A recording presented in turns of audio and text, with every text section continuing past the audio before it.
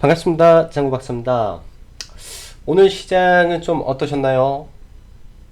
오늘 개인적으로 시장을 보면서 참 극강의 변동성 장세가 벌어지고 있지 않나라는 생각을 합니다. 오전장부터 해서 사실 전일 한글날 연휴였는데 어떻게 보면 참 다행이죠. 전일 제가 연휴 기간에 네, 미 증시 일단은 화요일날 급락 그리고 수요일날 뭐 반전이 돼서 회복을 했는데 저희 장 시작 전에 나스닥 선물이 거의 1.5% 정도가 급락을 합니다. 아예 이제 뭐 서서히 밀리는 게 아니라 수직으로 급락을 이렇게 하는 모습 속에서 국내 증시가 출발을 했는데요. 뭐 지수적으로 놓고 본다면은 오전에 저희 증시는 폭락하지 않았어요. 말 그대로 나스닥이 갑자기 또 급등을 해서 올라오는 모습을 좀 보여줬다가 다시 또 꼬꾸라지면서 거의 코스피는 1% 가까운 하락, 그 다음에 코스닥은 네, 0.5% 가량의 하락을 좀 보여주는 극강의 변동성 장세가 일어났습니다. 말 그대로 마이너스 1%까지 하락했다가 0.5%까지 코스피 올라가서 또 0.4%까지 떨어져서 0.5%까지 올라갔죠. 이 과정 속에서 뭐 옵션 만기일에 풋이라든지 콜이라든지 누구는 정말로 대박이 났을 거고 누구는 말 그대로 모든 걸 잃었을 수도 있는 장이 펼쳐졌습니다. 극강의 변동성 장 속에서 이 파생 쪽 시장에서 엄청난 변동성이 좀 일어났던 하루였지 않나라고 생각을 하고요. 이 부분이 아마 현물 쪽에서도 상당히 많이 흐름이 진행이 됐습니다. 뭐 종목별로는 오늘 뭐 크게 급락이라든지 급등이라든지 없을 수도 있겠지만 뭐 그동안 지속적으로 강했던 섹터들의 뭐 붕괴라든지 예를 들면 오늘 삼성전자 그 삼성 디스플레이에 OLED 투자 발표가 있음에도 불구하고 관련 섹터가 폭락하는 등 네, 개인 투자자들이 매매하기 상당히 어려운 장세가 연속되고 있지 않나라고 생각을 해요. 물론 저 또한 굉장히 까다롭고 어려운 시장입니다. 말 그대로 이제 유튜브에서는 말씀드리기도 좀 어렵겠지만 뭐 이런 상한가 종목에 대한 매매를 뭐 진행을 해버리기 때문에 말 그대로 종목이 많이 없어요. 그만큼 종목이 시장에서 많이 나오지가 않기 때문에 그런 부분이 상당히 어려운 증시가 연속되고 있다 생각이 됩니다. 자, 그럼 본격적으로 시황 들어가도록 할게요. 시장의 변곡은 10월 10일 이후라는 말씀 드렸습니다. 10월 10일 이후라는 말씀 드렸어요. 저 또한 그렇게 보고 있고요. 괜히 좀 오늘 매매 좀 몇 개 잘못했다가 시간에서 좀 네, 하락을 좀 막고 막 그랬는데 그만큼 변동성이 좀 심한 기간일 거라고 생각을 합니다. 특히 내일자이죠. 일단 뭐 전일 미 증시를 보면은 뭐 천당과 지옥을 왔다 갔다 하는 상황 속에서 지속적으로 노이즈가 발생을 하고 무역 협상 관련한 이 뉴스 기사가 뭐 어디에서는 중국 뭐 협상팀이 오늘만 하고 돌아가겠다라고 했다고 한 부분, 또 일각에서는 그건 아니다라고 부인하는 부분, 이런 부분이 사실은 알 수가 없는 이 정보의 비대칭 속에서 흘러가고 있다라고 지금 판단이 됩니다. 그래서 상당히 조심해야 될 구간이고요. 이로 인한 네, 강력한 변동성이 지금 시장에서 놓이고 있어요. 지금 어떻게 보면 매매를 안 하는 게 오히려 돈 버는 시장일 수도 있다라고 생각이 됩니다. 거의 당일 매매, 당일 청산이 오히려 좋아 보이는 시장이고요. 자, 그럼 내일 있을 미중 무역 협상은 과연 어떻게 될까에 대해서 우리가 고민을 해봐야 되는데, 일단 무역 협상 관련해서 만에 하나 스몰딜이 성공한다면 증시는 폭등할까요?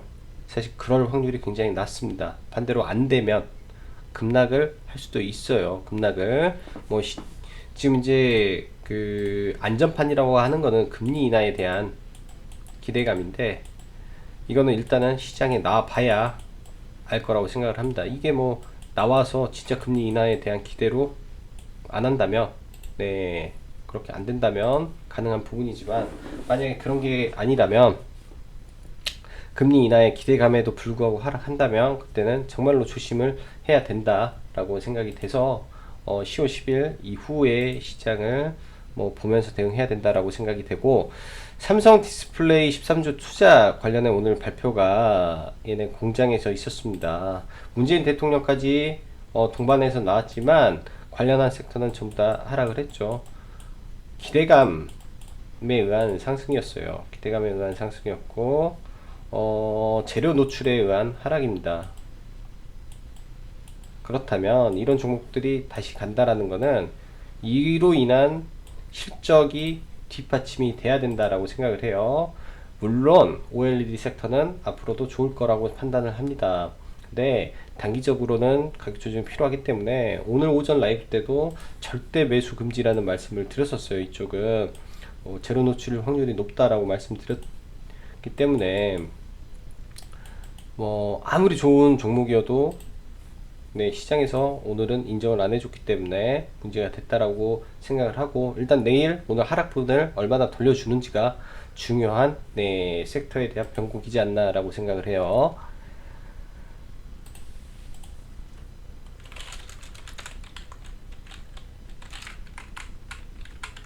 그리고 오늘 옵션 만기일에 맞춰 아무래도 대변수를 이유로 선물에서 큰 변동성이 출현했습니다. 위아래로 흔들어 버렸죠.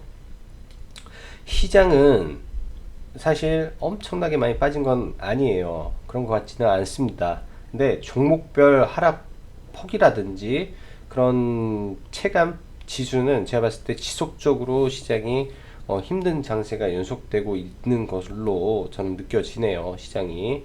그리고 제약바이오가 단기 고점 징후는 있는데 몇몇 개별 바이오주의 급등세가 연속이 되고 있습니다. 그래서 이제 비중을 엄청나게 실을 수는 없지만 지속적으로 보긴 보되, 단 이런 게 있죠. 언제 어디에서 어떻게 급락이 나올지는 그 누구도 예측하기 힘든 상황입니다.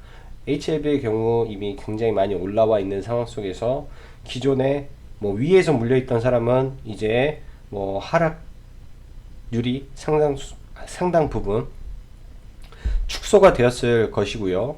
바닥권에서 가지고 있는 사람들은 벌써 100%, 200% 수익이 나고 있을 거기 때문에 얘가 급락이 나올 경우 언제든지 차익의 욕구가 있습니다. 이러한 차익의 욕구가 있을 때는 우상향 중에 더 큰 모멘텀으로 인해서 그 차익 물량을 받아먹으면서 올라가는 그런 우상향이 돼야 되는데, 지금 역배열에서 급등 모습이기 때문에 언제 어떻게 꺾일지는 아직 아무도 예측하기 어려운 상황이에요. 그래서 비중은 적게 하면서 이제 손절이 될 수도 있고 입절이 될 수도 있겠지만 그 구간을 정해서 이거는 특히 대응을 해야 된다라고 보여지고, 오늘 장중 정치 테마주가 좀 강한 반등이 있었어요. 특히 화천기계, 그 다음에 장중에 써니전자 이렇게 강한 반등이 있었고, 돼지열병은 추가 확진이 있었는데 장 초반에 좀 반등이 있다가 바로 차익 혹은 손절 물량이 바로 출현을 했습니다. 그리고 지속 약세를 보였죠. 개인적으로 좀 안타깝고 마음이 아파요. 이쪽 섹터가 뭐 저도 일부 손실이 큰데 가지고 있는 게 보다 더 큰 재료가 제가 봤을 때는 필요하다라는 반증이며, 사실상 경기 이남 지역으로의 확산이 나와야 뭔가 큰 반등이 나올 것으로 보입니다. 그래서 이제 이쪽 섹터가 약간 주도주에서 빠졌기 때문에 이제 비중 절대 실으면 안 되고 반등 구간마다 단기 트레이딩 정도만 가능하다라고 보여지고요. 재료가 터질 때는 반대로 언제든지 또 한 번 정도는 튈 수 있다라고 생각을 합니다.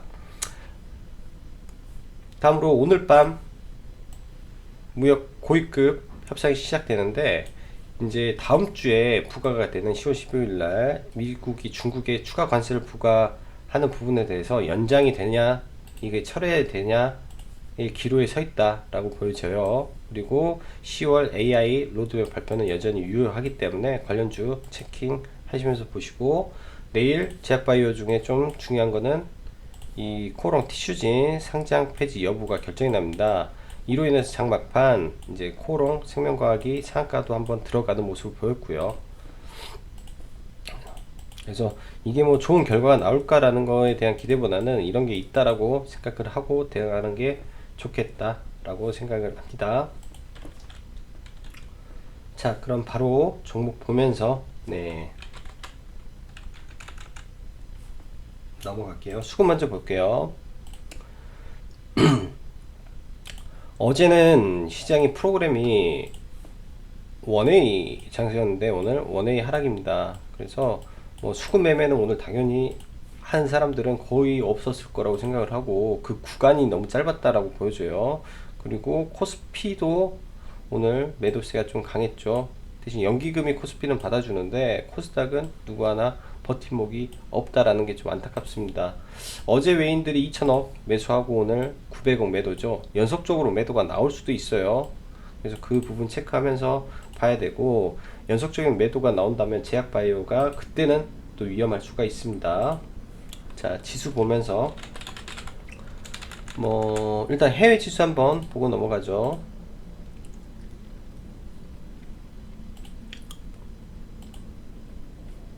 일단 금은 뭐 견조한 흐름입니다. 여기서 삼각 수렴을 좀 보이는데 이 삼각 수렴 가운데서 이걸 위든 아래든 해서 방향성이 결정 나겠죠. 아래로 뚫으면 증시엔 좋은 거고 위로 뚫으면 공포가 이어지는 거다라고 보여지고 이거 체킹이 필요하고요.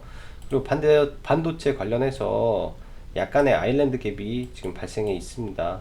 여기서 아일랜드 갭이 발생해 있기 때문에 만에 하나 여기서 이 자리를 깨고 내려왔을 때가 이제 또 약간 불안의 요인이 여전하다라고 보여지고, 나스닥도 마찬가지예요. 오늘 여기서 도치를 만들어 놓고 상방으로 이렇게 돌리지 못한다면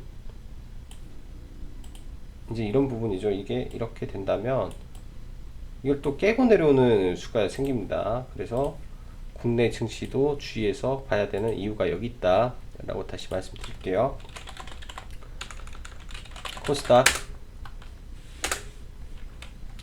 코스닥은 차트의 모습은 굉장히 좋습니다. 굉장히 좋고 갈 것처럼 보이는데 지금 이 구간이에요. 이 구간 만약에 여기서 강하게 뚫고 올라가면 21선을 뚫고 다시 정배열 가는데, 만약에 여기서 맞고 떨어지면 이 21은 강력한 저항이 돼버리기 때문에 내일 증시 하락했을 때는 리스크 관리가 내일부터는 필요하다라고 보여집니다. 뭐 그게 제약바이오가 어디거든요.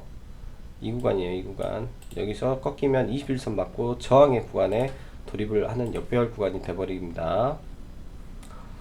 자, 종목 보면서 넘어갈게요. 먼저 신라젠.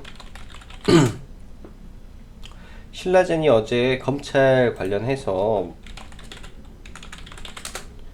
이제 주가 조작 관련한 이슈가 있었고 그에 따라서 오늘 급락을 했는데요. 뭐 오늘 종가 베팅 하신 분들도 좀 있을 것 같아요. 차트상 위치를 봤을 때. 근데 일단 시간에서 또 한번 급락을 하는 모습을 보여주고 내일까지 아마 하락을 하는 모습이 나오지 않을까라고 생각을 합니다. 단기 굉장히 크게 반등을 했고 이러한 저항 구간에서 걸렸기 때문에 내려온다면 일단 21선 부근까지도 떨어질 수 있기 때문에 그거 체크를 하면서 봐야 될 것 같고, ABL 바이오 얘는 시세를 띄엄띄엄 주는 것 같아요. 원래 오늘 19,000원이 이탈하지 않는 선에서 내일까지 보려고 했는데 시간 외에서 1.8%를 빼버렸기 때문에 내일 개파락 출발은 어쩔 수 없어 보이고요. 5일선 이탈이 내일 나올 것 같네요. 신규로 보려고 하는 사람은 내일 종가까지 빼서 4분봉 자리에 종가 베팅을 해 보시는 것이 좋다라고 보입니다. 위에 있는 사람들은 뭐 내일 개파라기 때문에 어쩔 수 없이 끌고 가야 되는 구간에 걸려 버렸고요. 현대바이오, 지금 현대바이오는 시간 외에 오늘 좀 괜찮았어요. 괜찮은 흐름을 보였고 뭐 주가도 크게 밀리는 모습도 없었는데 다른 제약바이오가 시간 외에 전부 다 하락하는 모습을 보여줬기 때문에 종목들이 다 밀렸다라고 봅니다. 그래서 약간 조금 반등하면 대응을 해야 될 것 같고, 내일 이거는 시가를 좀 봐야 될 것 같습니다. 위치적으로는 나쁘지 않는데 전체 섹터가 불안한 흐름을 보인다면 동반 하락할 수 있는 모습을 보일 수도 있기 때문이죠. 그리고 파미셀도 여기다가 파미셀도 넣고 흐름 괜찮고요. 레고캠 바이오도 나쁘지 않은데 수급적인 부분에서 좀 빠지는 부분이에요. 일단 레고캠 바이오는 여기 돌파 구간에서 내일 여기를 강하게 이탈만 안 하면, 강하게 이탈하면 바로 물량을 줄여야 될 거고, 강하게 이탈만 안 한다면 끌고 가는 게 맞겠다 라고 보여집니다. 그리고 플리토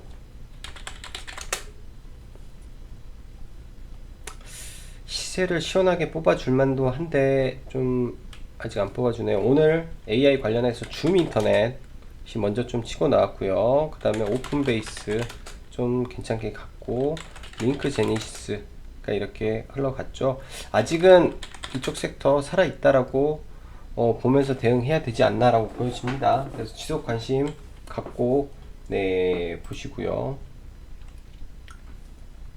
그 다음 전일 매매했던 캠프로스 오늘 장 초에 시장도 안 좋고 해서 뭐 수익 구간에서 그냥 전량 윗 구간에서 전량 청산을 장 초반에 했습니다. 전량 매도하고 이거는 마무리를 그냥 지워버렸고요.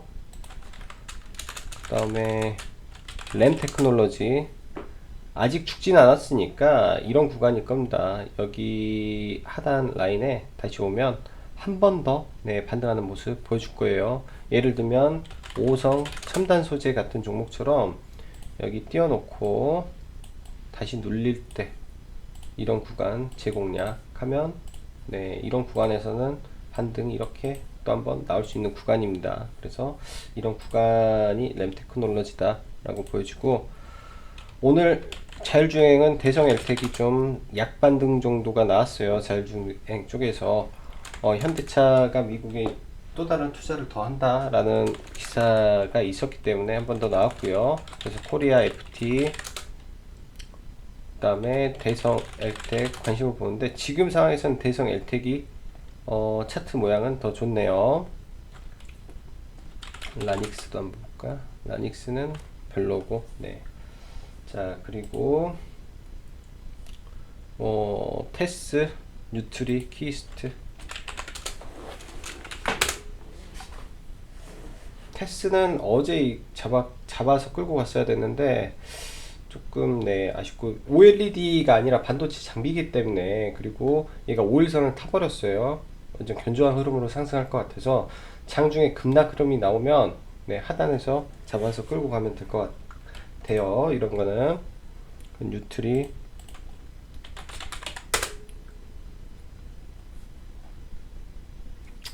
견조하고, 키스트, SM.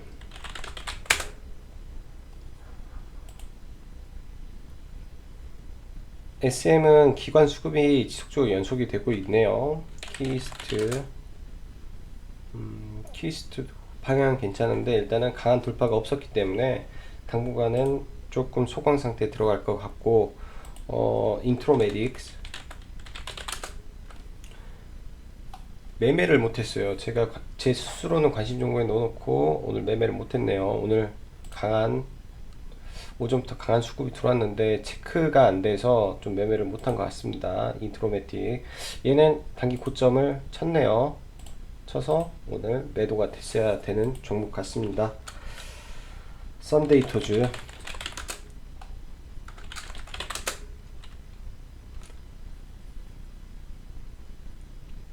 121선에 걸려 있는데 이 구간이 반등 구간이라고 보여져요. 여기서 만약에 밀릴 수도 있습니다. 제 3일차에 만약에 밀리게 된다면 아래꼬리 달고 여기에서 이런 흐름으로 가겠죠. 밀리면 이렇게 M파동을 만들고 가든 아니면 여기서 꺾어서 바로 가든 둘 중에 하나라고 보여져요. 근데 역배열에서 올라왔기 때문에 항상 역배열일 때는 바로 못 가면 좀 밀렸다가 아니면 조정을 거쳐서 갈 수도 있다 라는 점을 체크하셔서 보시고요. 마지막으로 미스터 블루 전에 한번 매매를 해서 손절을 한번 했던 종목입니다. 손절을 했던 종목이고, 오늘도 장 초반에 좋았다가 뭐 여기서 싹 밀려버렸어요. 완전히 여기서 개인들은, 제가 봤을 때 개인들 다 물렸을 것 같아요. 일단은 자, 이 말을 왜 드리냐, 물량 소화가 필요하다. 물렸으면 손절이 나와야 되니까 뭐 악랄하게 이렇게 빼더라고요. 얘가 이런 구간을 또 만들 수도 있다라고 생각이 돼요. 그래서 확실하게 이 21선이 확실하게 돌아서면 이거 공략을 해보면 좋을 것 같습니다. 실적이 드라마틱하게 나올 가능성이 높다라고 하네요. 자, 시장이 굉장히 어렵습니다. 저도 느끼기에 너무 어렵고요. 수익 내기 뭐 데일리 매매 아니면 수익 내기가 굉장히 어려워요. 저도 오늘 매매한 거는 개인적으로 올리패스를 매매를 했었죠. 올리패스를 여기서 써서 매도하고 여기에 눌리기를 기다렸다가 못 잡았어요. 돌파, 여기를 돌파로 봤기 때문에 여기를 돌파하면 이렇게 갔다가 돌파, 저항, 눌림, 돌파를 예상을 했는데 바로 윗선이었더라고요. 그래서 얘를 좀 아쉽게 짧게 매매하고 매매를 못했고, 하나 더 솔브레인 보고 하죠. 솔브레인도 이번에 역사적 신고가를 만들었는데요. 역사적 신고가를 일단은 눌림을 좀 보고 있고, 에비세미콘이란 종목하고 저는 비슷하게 생각을 하고 사실 대응을 한 종목입니다. LB세미콘도 예를 들면 이런 구간에서 역사적인 신고가를 뛰어넘는 구간이 있죠. 여기서 뛰어넘고 위에서 눌렸다가 다시 가는 모습이라 솔브레인도 그런 의미에서 한번 낙주를 돌리는지 여부 체크해서 한번 보시면 네, 도움이 되지 않을까 생각을 합니다. 자, 오늘도 어려운 장 수고 많으셨고요. 여기까지 짱구 박사였습니다. 감사합니다.